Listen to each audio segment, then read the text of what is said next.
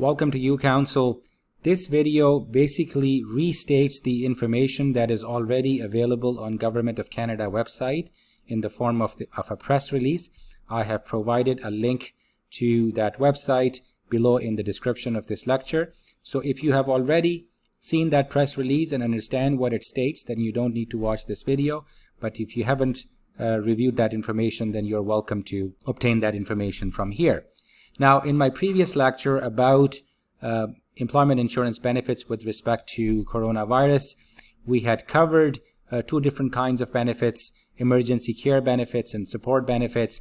So what government has now done is simplified the process and sort of merged the two processes, the two benefits, into one, which is now called emergency response benefits. And this lecture explains what those benefits are and who are the people who will be qualified for those benefits. Again, this lecture is not legal advice, so if you have any specific questions, you should contact a lawyer or a paralegal, or in this case, contact Service Canada for further information. We'll talk about three things. I'll explain how much benefits you will be entitled to under Canada Emergency Response Benefits, who are the people who will be eligible, and what happens to people who are who have either applied for employment insurance benefits or are receiving employment insurance benefits. So the amount of money under this plan, you will receive $2,000 per month, and this is taxable income. It will be paid every 4 weeks, and it is only for up to 4 months between March 15th, 2020 to October 3rd, 2020. Once you apply, the government believes that they will be able to make payment within 10 days of your application, and the portal for applying for this benefit will be available in early April.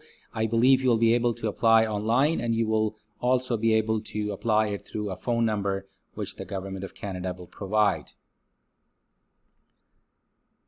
The most important thing you want to note is that this part of benefit is available to people who are eligible to receive employment insurance benefits and people who do not qualify for employment insurance benefits. So you could be a self-employed person not entitled to receive employment insurance benefits, and yet you will be able to access these benefits. And of course, the people who are employees and remit employment insurance benefits, they will be entitled to it too. So this is the important part. It's available to all. And what are the circumstances in which you will get these benefits? If you have lost your job due to COVID-19, if you're still employed but not receiving any income due to COVID-19, if you're sick, if you're quarantined, if you are taking care of someone who is sick due to COVID-19, or if you are a working parent who must stay at home without pay. Please note that it is without pay. You're staying home to take care of your children who are either sick or who are at home because their school is closed or daycare is closed. What happens to people who have applied for EI or are receiving EI? So if you are already receiving regular or sickness benefits under Employment Insurance Act, then you don't need to reapply. If your regular benefits under Employment Insurance Act end before October 3rd, 2020, and you are still not able to return to work, then you will be able to apply for CERB. If you have already applied for employment insurance, but your application is not yet processed, you don't need to reapply. You will get processed for these benefits.